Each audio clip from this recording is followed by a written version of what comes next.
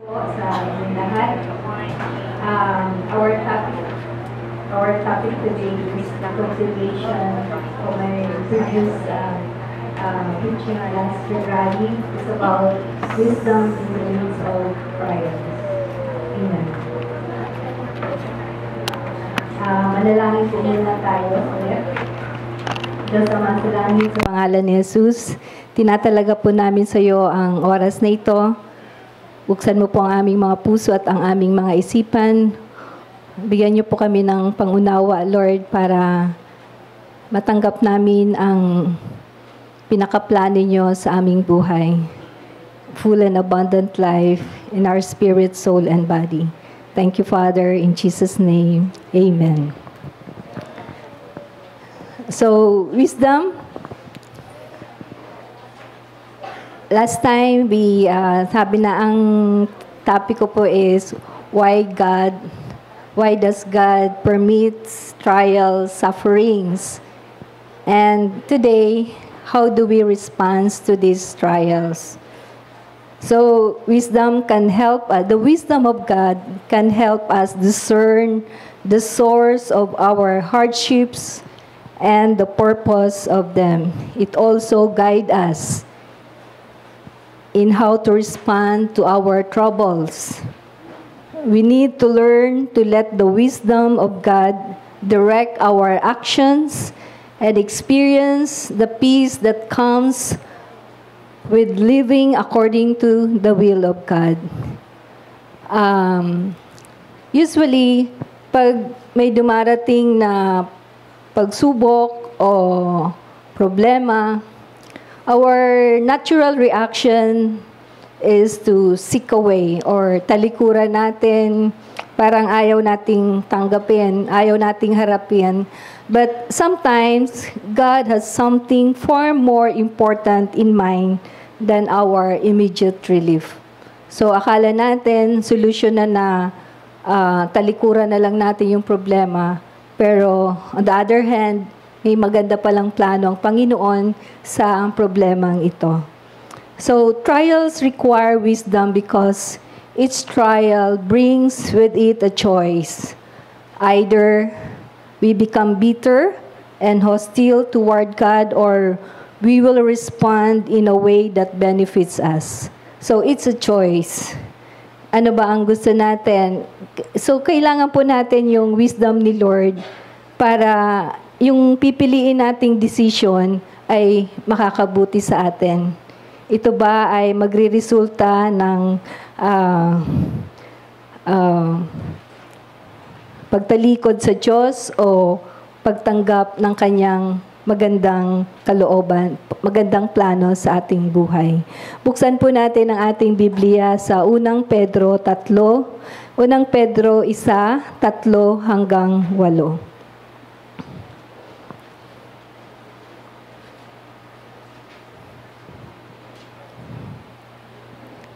So, nandito naman po sa screen. Let us read together. All praise to God, the Father of our Lord Jesus Christ. It is by His great mercy that we have been born again, because God raised Jesus Christ from the dead. Now we live with great expectation, and we have a priceless inheritance, an inheritance that is kept in heaven for you, pure and undefiled, beyond the reach of change and decay. And through your faith, God is protecting you by His power until you receive this salvation, which is ready to be revealed on the last day for all to see. So be truly glad. There is wonderful joy ahead. Even though you must endure many trials for a little while, these trials will show that your faith is genuine. It is being tested as fire tests and purifies gold, though your faith is far more precious than mere gold. So when your faith remains strong through many trials, It will bring you much praise and glory and honor on the day when Jesus Christ is revealed to the whole world.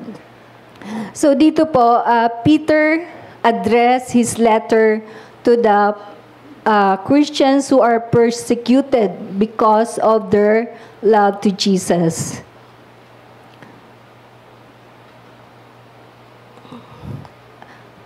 And Peter encouraged them by explaining what was important is an imperishable inheritance in heaven. Kayamanang di masisira, walang kapintasan at di kukupas na inihanda ng Diyos sa langit para sa kanila. So dahil sa panibagong buhay at pag-asa kay Jesus, dapat silang magalak, kahit magdanas muna sila ng iba't ibang pagsubok, dahil ang pagsubok ng kanilang pananampalataya ay mas higit pa sa ginto, dahil ito ay magbibigay ng kapurihan, kadakilaan at parangal sa araw ng pagdating ng Panginoong Jesus. The testing of their faith was more precious than gold, because it would result in praise, glory, and honor at the coming of Jesus Christ. Amen? Amen. So, when pain and difficulty come our way, we need to turn to God for wisdom. Kasi, on the natural, tulad ng sinabi ko kanina, as we lean on our own understanding, kagad-agad gagawa tayo ng gusto natin, paraan natin. Pero kailangan hingin natin ang wisdom ni Lord. Ano bang kailangan natin sa sitwasyong ito? We need wisdom to discern the source of our trials. If we know that Jesus is our Lord and Savior, it could be sent by God, but for His purpose. Sabi natin noon, inaalaw ni Lord yung mga trials na ito dahil meron siyang plano. And God's goal is to accomplish His good purpose for us. But Satan also tries to bring trouble and pain in our lives. The devil is not dead. The devil is alive. He is like a roaring lion seeking whom he may devour. So, hindi tumitigil si Satanas at aali-aligid sa atin, at kung may puwang na makapasok siya, ay i-attack niya tayo. But according to the Word of God in Ephesians 5, it says, put on the whole armor of God. Put on the breastplate of righteousness, take the helmet of salvation, take the shield of faith. No? So, pag andyan yung atake ng dyablo, meron tayong panangga ang salita ng Diyos. And sometimes, we are reaping the consequences of our wrong choices. Maring dumadanas tayo ng mga pagsubok dahil mali din yung ating mga choices, mali yung ating mga desisyon. So, halimbawa, you're suffering from diabetes. Alam mo na bawal yung mga matatamis na mga pagkain. So, for a while, okay yung iyong wala kang sakit. Pero may mga pagkakataon na hindi mo ma-control yung sarili mo, di bali, iinom naman ako ng gamot. So, maya't maya, kumakain ka ng chocolate, ice cream, soft drinks, at dumating yung time na nagkasakit ka.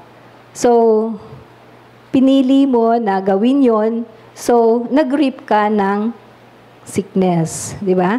So, yung mga pagsubok na yon ay depende rin, consequence din na sa ating mga pinipili. And also, suffering as a result of someone else's action. Maring nagsuffer ka dahil sa ibang tao. Ba?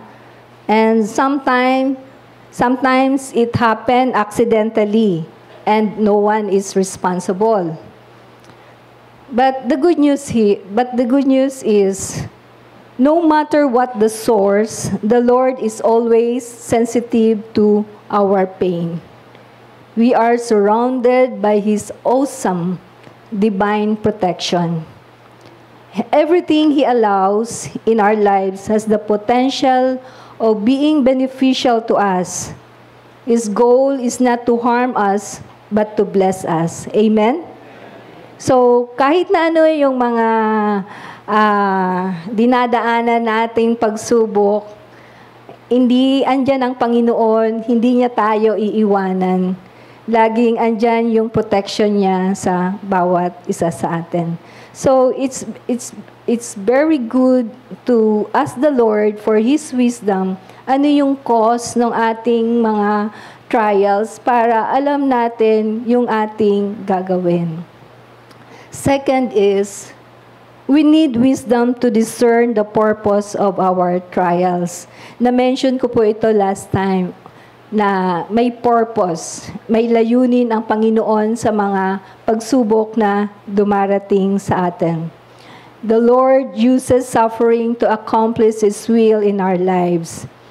When we understand what He is trying to accomplish, we are able to rejoice even in our pain. So sinasabi dito, kung nauunawaan natin kung ano yung gustong i-accomplish ng Lord sa atin, we are able to rejoice even in our pain. Mahirap, di ba? Mahirap mag-rejoice. Mahirap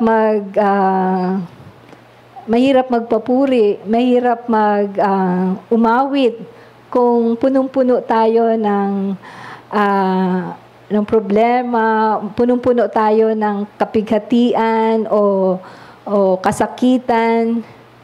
Pero kung nauunawaan natin ang kanyang kalooban, ang kanyang plano sa ating buhay, ay kayang-kaya nating gawin. Because trials accomplish God's good purposes in our lives. And the fruit and trials is the proof of our faith. When we persevere, trusting in Him, our faith strengthens. So, kapag dumarating yung pagsubok at na-overcome natin, na-strengthen ang faith natin. So, how will you know how much faith you have? Malalaman ba natin kung malaki yung faith natin? Sabihin ko, ang laki-laki ng faith ko. Malalaman mo lang yan pag ito ay, if it is tested, kung ito ay tinest ng mga pagsubok na dumarating sa atin. Unless it is tested, we cannot say na ang laki ng faith ko kay Lord. So, the more faith we have, the greater relationship we have in Jesus. Kung very deep yung ating relationship kay Lord, mas malaki yung ating pananalig sa Kanya dahil kilalang kilala natin ang Panginoon at alam natin na ang Kanyang salita ay totoo at mangyayari ito sa buhay natin. Another purpose, good purpose ni Lord sa mga trials na to is to test our devotion.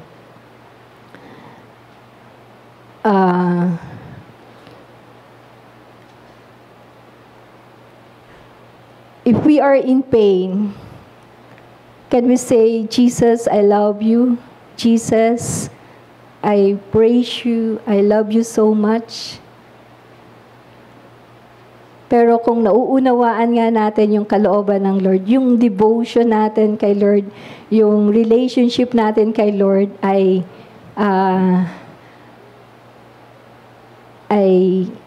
tumataas, no? Natitest yung ating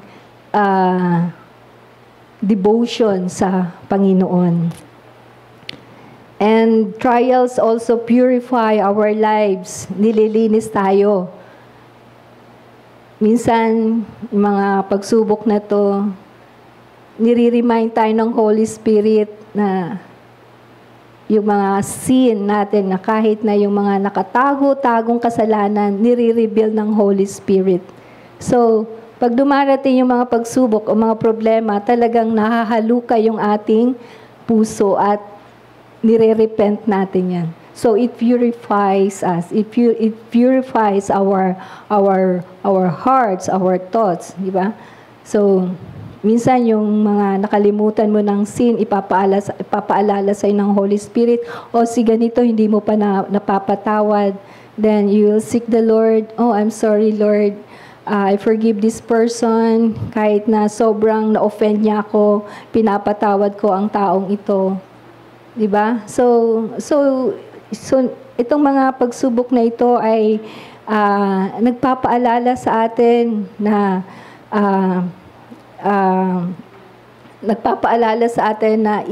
ipahayag natin, saliksikin natin ang ating puso, ang ating kalooban sa Panginoon.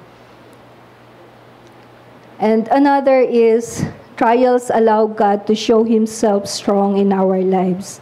When suffering is beyond our ability to endure, the Lord demonstrates His love for us. Pinapakita ng Panginoon na makapangyarihan siya. Na sa gitna ng ating mga pagsubok, andyan ang Panginoon, nakikita natin o nararamdaman natin, we experience the power of God in our lives.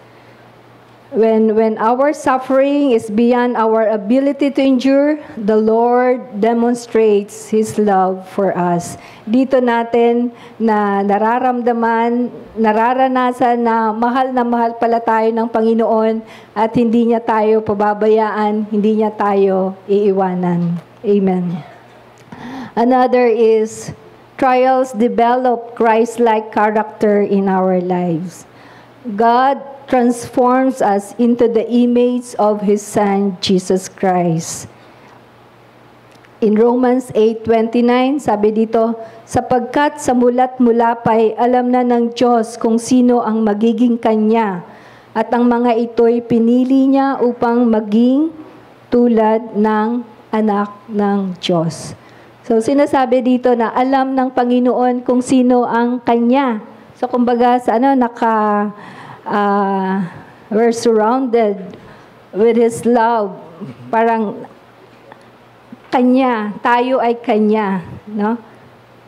At sabi dito, sapagkat sa mulat mula pa'y alam na ng Diyos kung sino ang magiging Kanya, at ang mga ito'y pinili niya upang maging tulad ng Kanyang anak. So ngayon, na kay Lord tayo, gusto niya na yung mga anak niya ay maging katulad ng Panginoong Jesus. Amen? Christ-like character. Paano ba natin malalaman na nag-change yung character natin? Dati, ang hirap mag-sorry, di ba? Dati, ang hirap kahit na kasalanan mo, parang ang dali-dali na lang na mag-sorry at magpakumbaba. Parang uunahan mo na. Yan yung pagbabago ng ugali natin. And that's only the power of the Holy Spirit.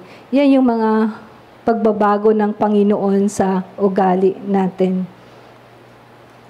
Hindi na yung matigas ang ating puso na kahit na humihingi na ng tawad yung tao, ayaw mo pa rin magpatawad. But kabaliktaran, ikaw na walang kasalanan, ikaw na yung nag-uuna na humingi ng tawad para sa kapurihan ng Panginoon at para sa kapayapaan natin, di ba? So, yun yung pag-transform ng character natin. Amen? Upang tayo ay maging katulad ng Kanyang anak na si Jesus. Definitely, hindi yung perfect na perfect tulad ng Panginoon. Pero, ini-aim natin, ginugol natin na maging kalarawan tayo ng trials equip us to help others through the same difficulties. Minsan, kapag naranasan natin yung pagsubok na yon at na-overcome natin, it's very easy to minister to others, di ba? Ang hirap mag-minister kung ikaw mismo hindi mo naranasan, di ba? Bawa, ikaw, hindi mo kailangan yung healing, very healthy ka. And ito ngayon, nagpapa-pray over sa'yo at talagang lugmok na lugmok, humingi ng prayer for healing. At kapag hindi mo naranasan yung nararamdaman niya, sasabihin mo lang, oh, the Lord is your healer. Trust Him. Pagagalingin ka niya. Sa pamagitan ng mga sugat ni Jesus, pinagaling ka na. Tanggapin mo na yung kagalingan. So parang andali-dali lang sabihin, di ba? Pero kapag ikaw nanggaling ka doon sa kanyang kinatatayuan, alam mo ang kanyang nararamdaman. Alam mo ang kanyang kapighatian. Alam mo ang kanyang, kung paano mo siya miministeran, di ba? So, in 2 Corinthians chapter 1, verses 3 to 4, sinasabi dito, basahin natin, Blessed be the God and Father of our Lord Jesus Christ, the Father of mercies, and God of all comfort, who comforts us in all our tribulation, that we may be able to comfort those who are in any trouble with the comfort with which we ourselves are comforted by God. Sabi dito sa Tagalog, purihin natin ang Diyos at Ama ng ating Panginoong Hesukristo, ang mahabaging Ama at Diyos na pinagmumulan ng lahat ng kaaliwan. Inaaliw niya tayo sa ating mga kapighatian upang sa pamagitan ng kaaliwang tinanggap natin sa Kanya ay makatulong naman tayo sa mga nahahapis. To be able to help others in their pain. So, ito ay isang layunin ng Panginoon. Bakit inaalaw niya ito mangyari sa atin? Para makapag-minister tayo effectively, no? Makapag-minister tayo sa ibang tao. So kung paano tayo kino-comfort ng Lord, gusto ng Lord, ganun din ang ganun din ang pag-comfort natin sa iba.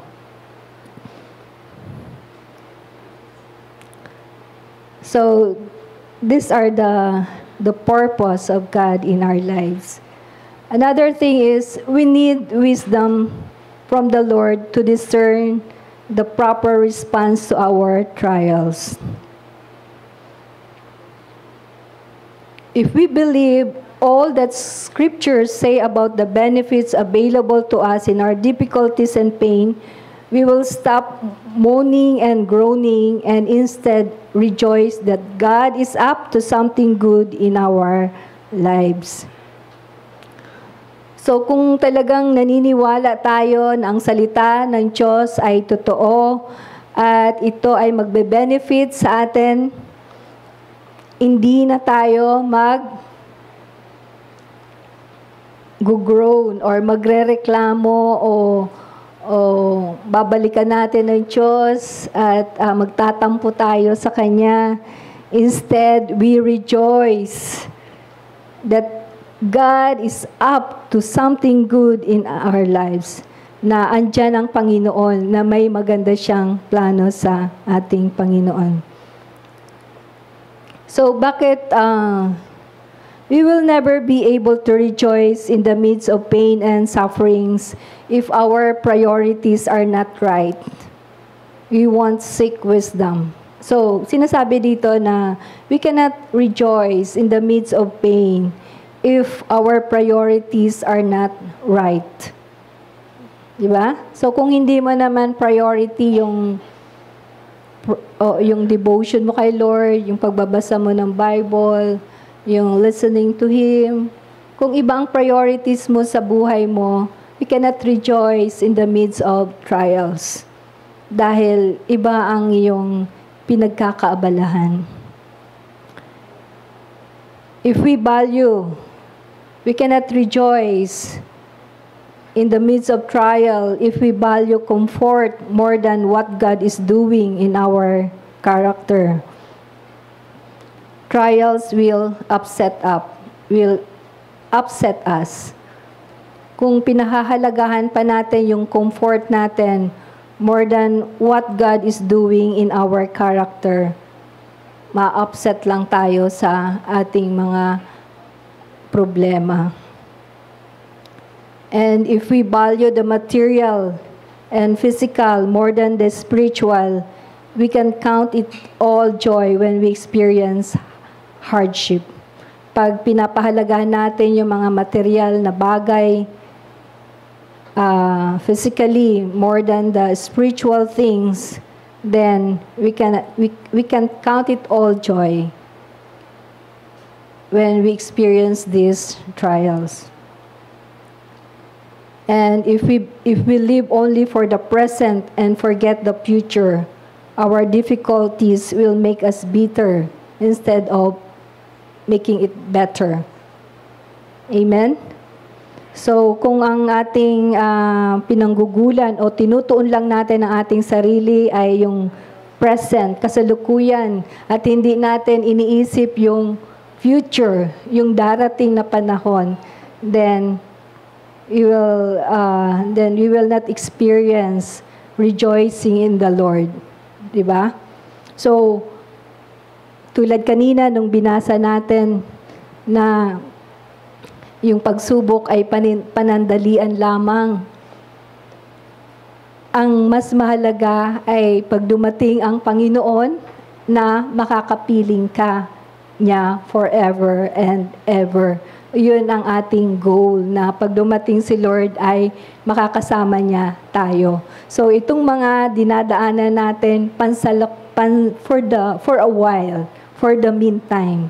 At habang nandito tayo sa lupa, pinapatatag tayo ng Panginoon, nililinis tayo, pinupurify niya tayo, inaayos niya ang ating mga puso, ang ating mga relasyon sa ating asawa, sa ating mga anak, sa ating mga kasambahay, sa mga kasama natin sa opisina, sa negosyo natin, or saan man tayo naroroon. Ito yung inaayos tayo ni Lord para pag dumating siya ay naka-ready tayo. So, kapag dumating si Lord, are we ready? O marami pang dapat ayusin si Lord? Kaya, di ba, yung sinabi ni Pastor Lucy, yung 4 blood moons, na ito na yung last sa September. So, from now until September, hindi natin alam kung ano ang mangyayari sa Israel, kung ano ang mangyayari sa atin ngayon. So, pinaghahandaan ba natin ito? Ito na yung time na you have to seek the Lord. Let us ask the Lord to purify our hearts, to change our character, to rejoice in our difficulties, dahil alam natin yung goal natin is to be with the Lord when He comes. Amen? Kaya we can rejoice in trials when we are convinced that God is in control of the time and intensity of our suffering in all matters. Ibig sabihin, He is in charge of my life. So, we rejoice because we know that God is in control. No? Minsan, parang andyan na yung kapahamakan. No? Pero, andyan lagi yung pagliligtas ng Panginoon sa atin. He is powerful. He is omnipotent, all-knowing, omniscient, all-present, omnipresent.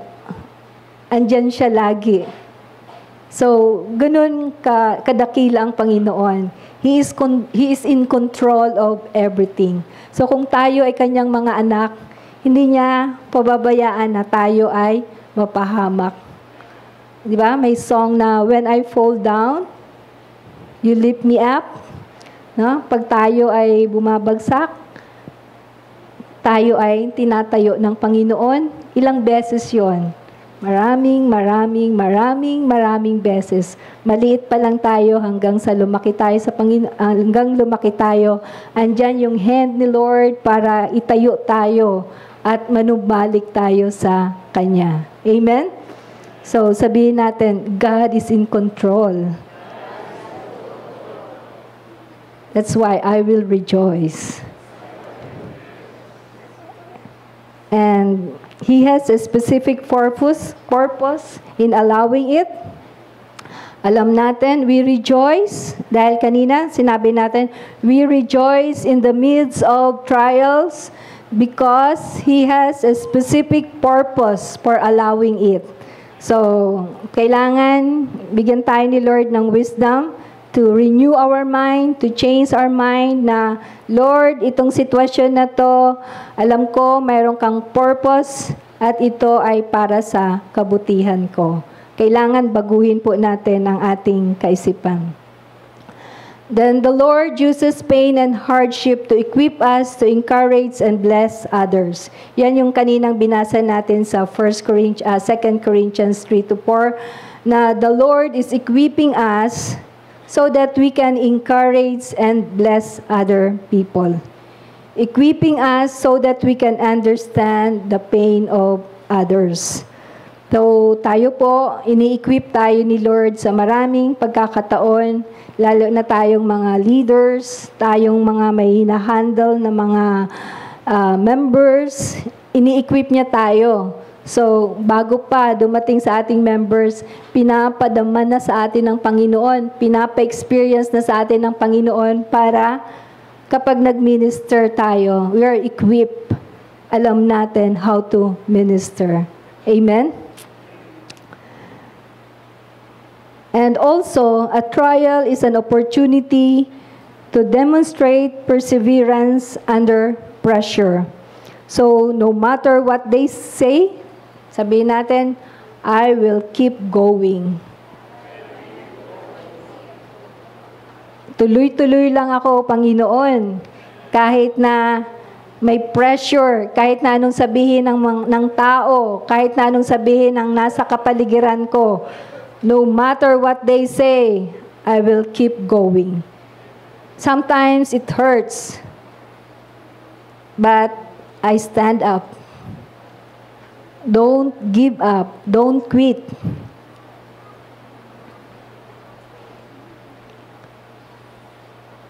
So we can rejoice because of this trial. God is developing Christ-like character in us. So sinusundan lang natin kanina sinabi natin ito yung purpose ni Lord. Ngayon, ang sinasabi natin na we can rejoice. We can respond to these trials sa pagiging itong sinasabi ko na we can rejoice that God is developing Christ-like character in us. We are willing to change our hearts. We are willing to willing tayo na magpakumbaba, magpasakop sa salita ng Diyos. Kahit na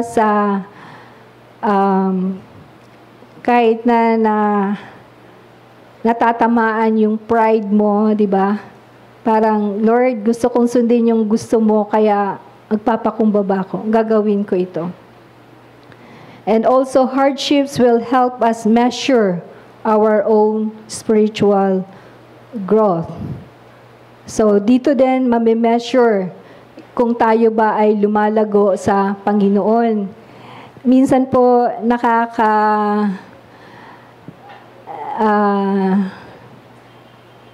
minsan po, may mga members tayo or leaders na matagal na sa Panginoon, Pero hindi pa rin maka-breakthrough, hindi pa rin makatalaga.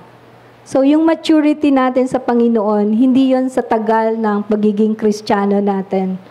Ang maturity natin sa Panginoon ay depende sa pagsunod natin sa salita ng Diyos. Amen? Amen? Hindi yung hanggang ngayon, ito pa rin yung problema. Hindi tayo maka-breakthrough. Sabi nga ni Pastor Lucy, kailan mag-level up na tayo sa faith natin kay Lord. Andyan yan hindi naman talaga nawawala. Pero kailangan tumaas na yung faith natin. Kailangan tumaas na yung pagtitiwala natin sa Panginoon para maka-breakthrough na tayo at tayo din ay gagamitin na ni Lord para makapag-minister sa iba. Amen?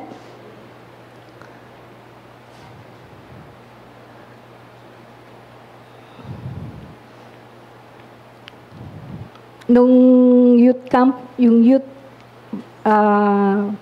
summit, nag-uusap-usap po kami nila Pastor Edith. So, she-share ng sharing. Tapos sabi sa akin ni Pastor Edith, ikaw, Pastor Rose, parang wala ka namang problema. Hindi naman nakikita sa'yo. Parang okay lang. So, sa akin, sa puso ko, I choose to rejoice in my sufferings. I choose to rejoice in my trials. So, malulugi lang ako kung isi-set aside ko yung service ko kay Lord at magmumukmuk ako at haharapin ko yung mga pagsubok. Walang mangyayari. So, sabi ni Lord, rejoice in the midst of trials. At sabi dito, God walks with us through every phase of our most difficult trials. Kasama tayo ng Panginoon through every phase of our most difficult trials. I got this message from the In Touch Ministries by Charles Stanley. At may dinemonstrate siya, demonstration of yung Word of God sa Hebrews 13:5. Sabi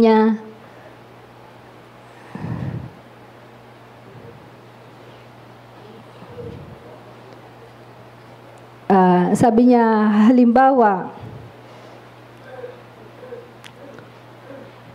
mag-illustrate ako. Joanne, halika. So, halimbawa ako si Jesus, ito si Joanne, tayo. And sometimes, yung natin is, kung iniisip natin na kapag kasama natin si Lord, ikaw yung nakakapit sa akin. You hold me. So, di ba? Parang, Lord, hindi ako bibitaw sa'yo. Talagang nakakapit ako sa'yo.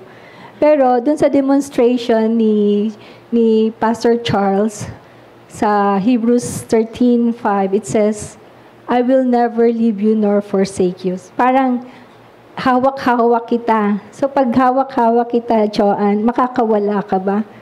Ha? Mas malakas ako sa'yo. So, ibig sabihin, hawak-tawak tayo ni Lord. Sabi niya, I will never leave you. I will never forsake you. I will be with you. Kahit saan ka man pumunta, hindi ka makakawala sa akin. So, yan po ang pangako ng Panginoon na sabi natin kanina, when you fall down, I will pick you up. So, kapag every time nababagsak si Joanne, tatayo ko siya. So, yan ang ginagawa ng Panginoon sa atin. Amen? Amen. Thank you.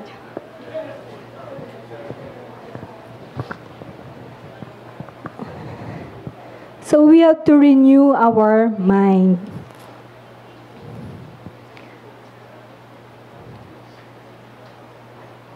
There's a song in Hindi ko masyadong memorize. In Jude, it says, what do you call? Now unto him he is able to keep you from falling. And, Weng, tulungan mo. And, now unto him, and yung pangako niya na, I am a wise God. He is the only wise God. Alam niya ang kinalalagyan natin. Alam niya ang sitwasyon natin. Hindi siya nagkakamali. He is a wise God. Hindi siya nagkakamali sa nangyayari sa atin. Kung nangyari ito, kung inaalaw niya ito, mayroong gagawin ang Panginoon. Amen? So, tayo po ay kailangan you have to renew our mind. Kailangan maunawaan natin ang salita ng Diyos. Kailangan maunawaan natin ang kalooban ng Panginoon. Ayaw ni Lord na tayo ay mapahamak. Ayaw ni Lord na tayo ay mawala sa kanyang presensya. May maganda siyang plano sa atin. Amen. There's a song, bago po tayo manalangin, there's a song, it says,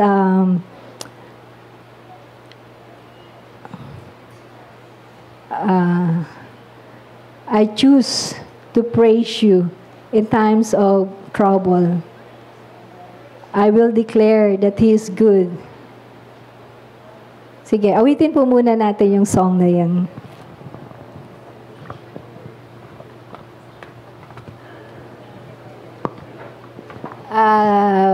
Umpisahan po natin sa chorus.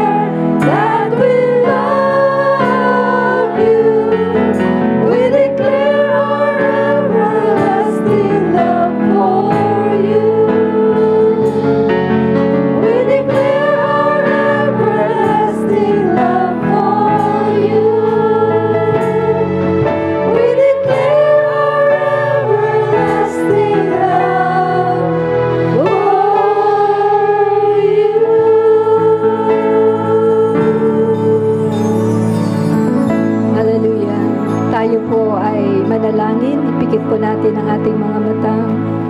Oh Father, how grateful we are. We will never be disappointed, Lord, in your promises. Lord, you know who is hurting today. You know who is discouraged. You know who is disappointed. You know who is in pain today, Lord. But we know, Lord, that you have a power to enable us to persevere and keep moving. Lord, thank you for giving us wisdom in your word, in what you want to accomplish in our lives. Sa oras ng ito ay sabihin lang natin sa Panginoon yung ating mga dinadaing. Naririnig tayo ng Panginoon. Alam niya ang nasa puso natin. Alam niya ang nasa isipan natin. Alam niya ang dinadaanan natin. Physically, financially, spiritually, emotionally. Wala tayong maitatago sa Panginoon. At tulad ng sinabi kanina, God is omnipotent, all-powerful. God is omnipresent. God is all-knowing. Alam niya ang lahat ng nangyayari sa ating buhay. Cannot be measured. Alam ng Diyos ang dinadaanan natin kasi siya mismo ay dinanas niya ito sa cross. Kung ikukumpara natin ang ating dinadaanan ngayon, ni katiti sa kanyang dinaanan. Kaya alam na alam ni Lord because He has been there. And God is a loving Father. Let us not waste our sorrows, our heartaches, our pain, our sufferings. Don't waste that by wrong response. But just tell Him, just tell the Lord, Lord, I don't understand it. Lord, I don't like it. It really hurts me. But this is my choice, Lord. I'm gonna trust you. You know what is best for my life. You know what to do with my life. You know how to use me to minister to others. So I rejoice in the midst of trials. Hallelujah. So ngayon, talaga natin sa Panginoon yung mga dinadaanan natin. Why don't we kneel down and seek the Lord? Give us wisdom, O Lord God, on how to deal with our situation right now. Hallelujah. Shanda Korea, Sila la Korea. Ora Korea, la Korea, la Korea, Sila la. O loving Father, have mercy on us, Lord. Shanda Korea, Sanda Korea. Ora Korea, la Korea, la Korea, Sanda Korea, la Korea, la Korea, la Korea. Hallelujah. La Korea, la Korea, la Korea, la Korea, Sila la Korea, la Korea. Oh, Shanda Korea, la Korea, la Korea, Sila la Korea, la Korea. Hallelujah, la Korea, la Korea, la Korea, Sila la Korea, la Korea, la Korea, Sila la Korea. Oh, la Korea, la Korea, la Korea, la Korea, Sila la Korea, la Korea, la Korea, la Korea. Oh, la Korea, la Korea, la Korea, la Korea, Sila la Korea. Oh, la Korea, la Korea, la Korea, la Korea, la Korea, Sila la Korea, la Korea. Oh, la Korea, la Korea, la Korea, Santa Korea, la Korea, la Korea, Santa Korea, la Korea. Oh, la si la Korea, la Korea, la Korea. Oh, la Korea, la Korea, la Korea, la Korea, la Korea, la Korea, la Korea. Lord, you know my heart. Hallelujah, la Korea, la purify me, Lord. Shada Korea, si la Korea. Hallelujah. Rakaria la karia si la la la la karia la karia la karia si la la la la karia la karia. Oh rakaria la karia la karia si la la la karia la karia la karia la karia la la santa karia la karia. Oh rakaria la karia la karia la karia la karia la karia la karia la karia si la la la la karia la karia la karia.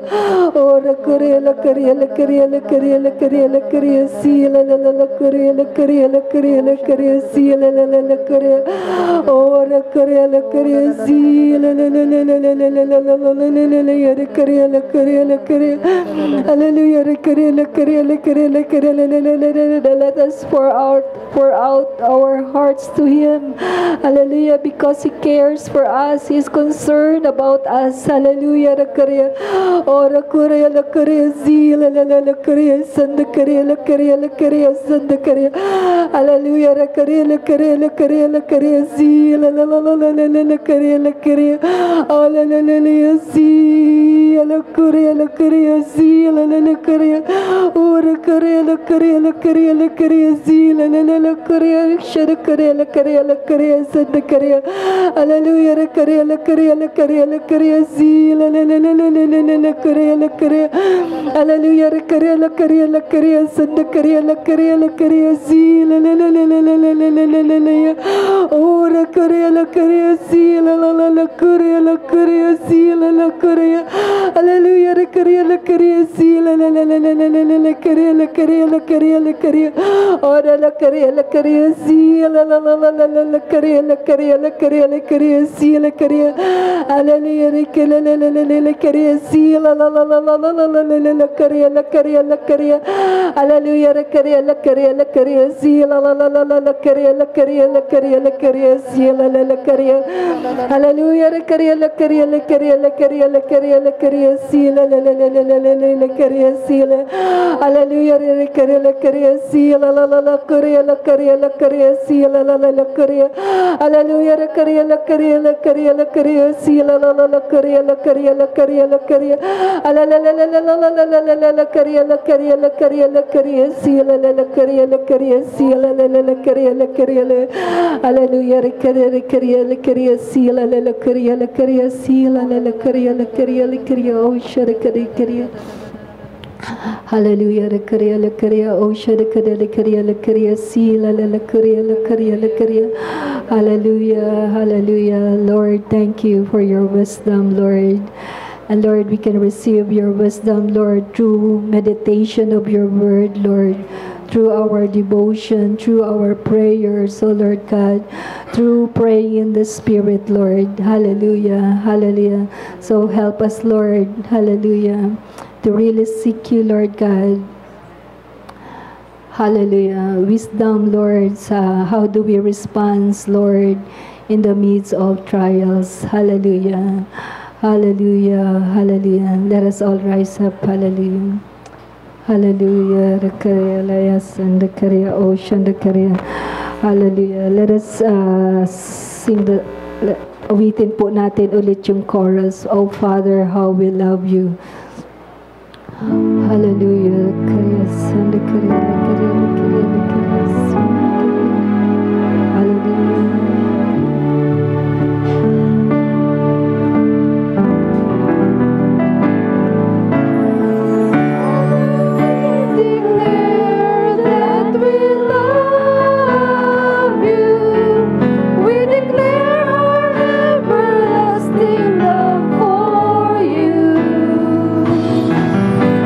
Father, we declare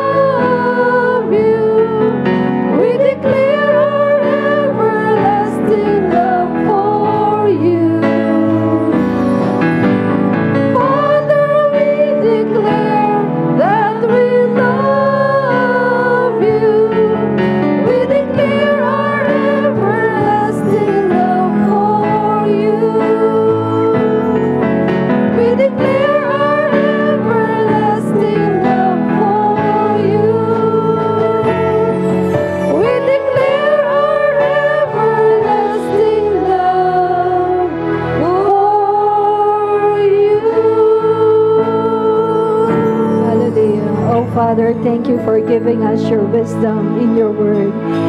Hallelujah. Hallelujah. Oh, we praise your name, Lord. Hallelujah. Hallelujah. Thank you, Lord, for strengthening us, Lord. Hallelujah. Thank you, Lord, for enabling us, Lord, to pursue our faith in you, Lord Jesus. Hallelujah. Hallelujah. Just say, Lord, we love you, Father, for being so good to us. In Jesus' name, amen. Amen. Praise the Lord.